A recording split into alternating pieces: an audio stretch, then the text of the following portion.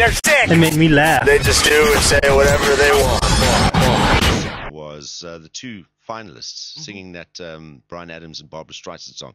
Very well chosen song. They never asked you guys what you thought of their performance.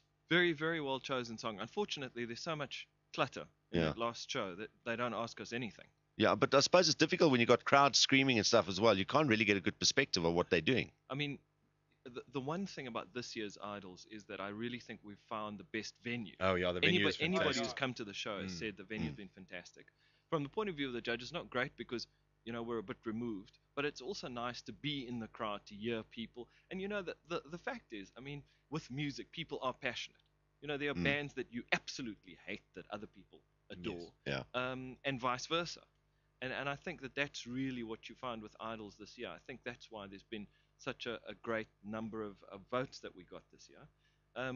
Because, as I say, people really, really got into it. And, you know, the big debate about, you know, racism, Tembi, Lendl, all those sorts of questions, they're part of our history. And it shows that people care about these performers. Is it for you, when somebody sings a song from a band or artist that you don't like, is that an immediate negative? No, not at all. No. In fact, it's a negative if they sing a song by a band I do like, That's because probably... obviously I know it a lot better. So I just sit there thinking you should never do this. But the one thing that I'd like to say is that with some of the contestants that we had this year, certainly, they had a wider catalogue of music. And, you know, just to say that there were one or two performers who had a very narrow category of music, and they didn't make it to the end. Yeah. The people who have a wider array and a wider knowledge of songs that they could potentially sing are the ones that get further. Because you can imagine watching the same thing week after week, you're thinking, not this again. Yeah, and that was going to be my next thing to you. Is like we picked Cameron after we saw his audition. Cameron. Yep. And obviously he sang something that was very much in his genre, and that was John Mayer. Yeah. But that pretty much was what he specialized in. Anything else, and he was in trouble. 100%. And I think also the attempt to do the John Mayer Tom Petty song. Yeah. I mean, that song's got like 3 or 4 chords.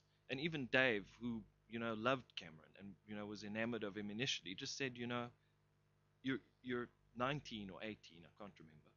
There is no way you should attempt as a musician to do something like that. If I'm not mistaken, John Mayer says that he locked himself in his bedroom for 8 years and played guitar. Yeah. You know, Exactly. you need that level of dedication in order to be able to pull off something like that. But I suppose if he just goes forward and does that kind of music, then sort of like the Jesse Clegg type of stuff, that'll suit him. I think what's great about Cameron is that he is very musically dedicated. And I think hopefully as he grows older, he will listen to everything. I mean, you can imagine, you know, Black America in the 60s, Ray Charles does a country album. Yeah. You know, everybody's thinking like, as the guy lost his mind, yet it was one of his biggest selling albums ever. You know, and you've got to sort of, if you're a musician, I honestly believe you've got to open yourself up. You know, someone's going to give you an album by Sonic Youth. You know, someone like yourself is just going to, you know, buy music is going to think, why I don't like Sonic Youth, why should I listen to it? But a musician should really learn things, you know? Listen to a variety of things. Exactly. Now, is this your first time you've, on the Idols final, first time you've performed live? It was hell. First time you've ever sung? It was seriously like, I was standing, I've got a good joke for you. So I was standing backstage, right, and they were putting these monitors in my ear, and I was trying to explain to the guy, could you just cut Mara and Gareth out completely, and I could only hear myself, because then I'll be fine. No, he said, I don't have a mix for you, it's fine. And right before us, we had that De La Rey guy, who was like the really bad singer. So they were putting these headphones in my ear and rushing around, and I was thinking, it's actually going to happen, and I'm just going to start crying anytime soon. And he turned to me and he said, do I also get headphones? We had him in as well, Shane. I'm like, no, you'll be fine. He had his 5 minutes of fame. I think that's what he went onto the show for. All right, so then here it is, a live performance. So this is, Randall is then telling us that it is not Kurt from 101 that sang the original vocal for his performance of The Long and Winding Road by the Beatles, but it was actually him singing. So what we're going to do now is play the song, the backing, the piano, which you claim you were playing as well. We've got the recorded piano because we couldn't get a grand piano in. And you singing the first verse from the Idols show. Yep. And then you are going to the second verse that you're about to hear is Randall singing live here in studio. The part that you heard Gareth sing on the show. So you're going to sing Gareth's part. Yeah.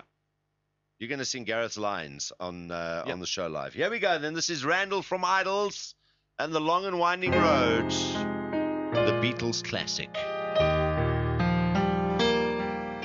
The long and winding road that leads to your door will never disappear. I've seen that road before. It always leads me here. Lead me to your door. The wild and windy nights that the rain washed away has left a pool of tears, crying for the day. Don't leave me standing here. Let me know the way. You want to do Morrow's part as well? Well done, Randall! There we go. Big ups to Randall. He